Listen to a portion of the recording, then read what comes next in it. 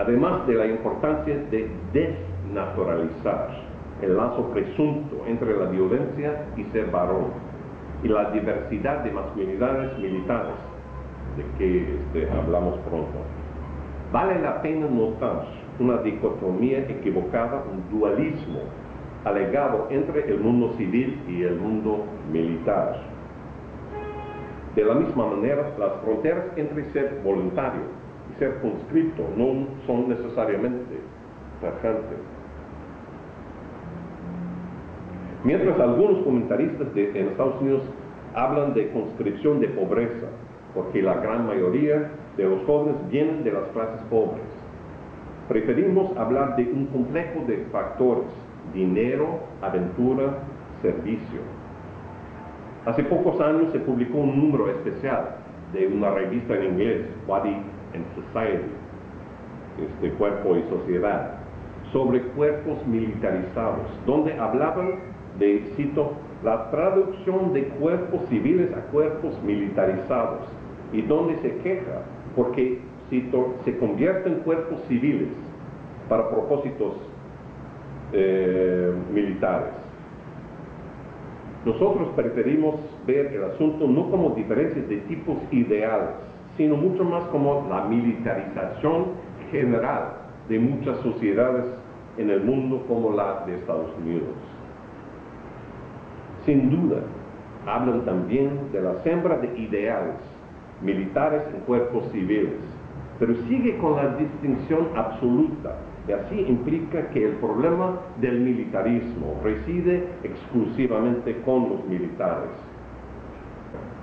Lo militar es, al contrario, una parte de la sociedad en su conjunto, mientras las Fuerzas Armadas estadounidenses, por ejemplo, sí han desarrollado un ejército de castas de los pobres. Es precisamente por las historias de vidas civiles de los jóvenes varones y mujeres uniformados, que durante su reclutamiento, entrenamiento y despliegue, que pueden experimentar un choque, una epifanía política y moral,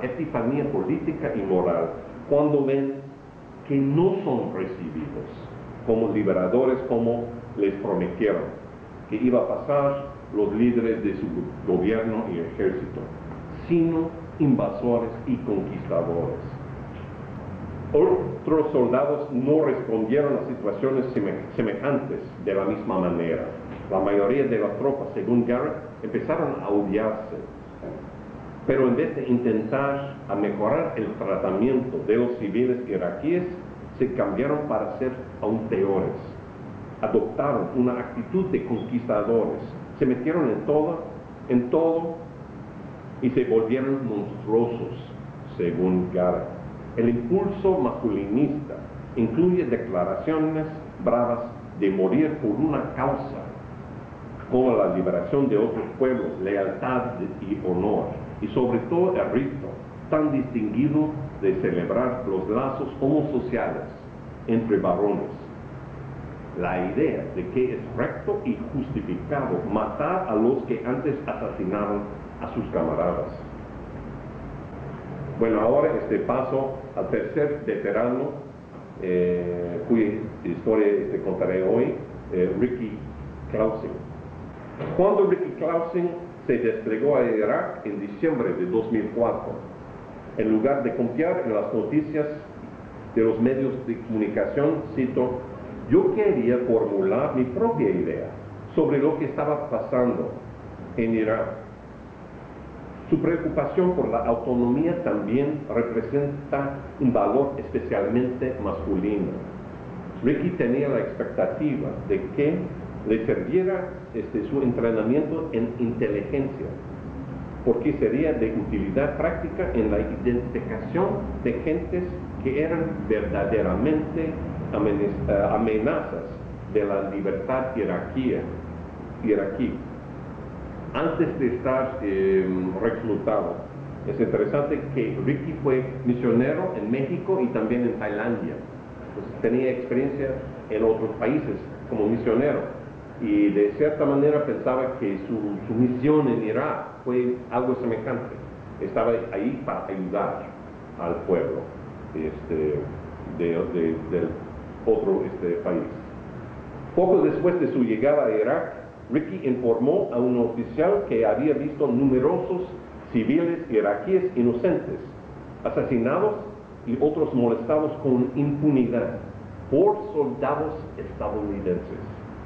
Por lo tanto, Ricky se había desarrollado, dijo al comandante, serios problemas con su participación en el ejército y con la guerra en general. Recomendaron a Ricky que hablara con terapeutas y pastores religiosos, porque era muy religioso, leía mucho la Biblia. Pues los buscaba Ricky y trataba de charlar con ellos, pero dijo después que nunca le dieron respuestas adecuadas. Cito, bueno, por supuesto, estaba haciendo preguntas muy grandes, pero quería respuestas genuinas. Sus oficiales le preguntaron si quería salir del ejército, pero no fue así. Siempre se puede hacer eso, como puedes decir que eres gay o tienes problemas mentales. La verdad es que me estaban insultando. No quería hacer trampas para evitar mi servicio militar. Fui a hablar con los pastores y les expliqué la base espiritual por mi conflicto de conciencia. Me contestaron con declaraciones cliché, hasta versos de la Biblia, sacado fuera del contexto, para justificar la guerra, diciendo cosas como Dios nos favorece y que debía yo confiar en su visión por los Estados Unidos. Cosas superficiales, declaraciones aguadas que no respondieron en lo más mínimo a lo que estaba yo realmente sintiendo. El engaño que experimentaba Ricky fue parte de explicaciones oficiales de los militares y más fue sintomático de las epifanías de las verdades chocando con la fe perdida en las mesas de la guerra. El mero acto de cuestionar el propósito de la guerra y de operaciones específicas podían resultar en cargos contra los soldados de debilidad, emoción, temeridad y otras cualidades asociadas explícitamente en el ejército con comportamientos femeninos, o sea, no varoniles. Para protestar la falta de precisión y honestidad en Irak, se puso un tatuaje en el brazo diciendo Veritas. Las dudas no alcanzaron a cambiar las ideas de todos los soldados tan rápidamente como pasó con Ricky.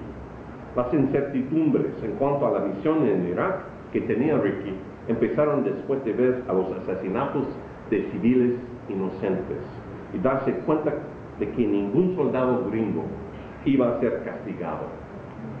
Leía los informes de inteligencia, fue testigo al maltrato de civiles iraquíes a manos de personal militar estadounidense. Todo eso le impulsó una desconfianza, no solamente en los métodos, sino en la misión.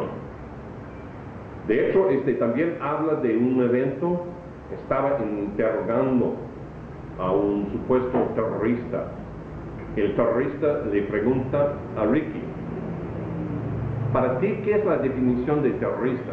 Ricky trató de explicar, bueno, es alguien que mata a inocentes. Y el supuesto terrorista preguntó a Ricky, ¿y ustedes quiénes son? Y para él fue un momento también de epifanía, de pensar, y no contestó porque estaba en el momento de interrogar a un prisionero, pero para él contó después que fue muy fuerte.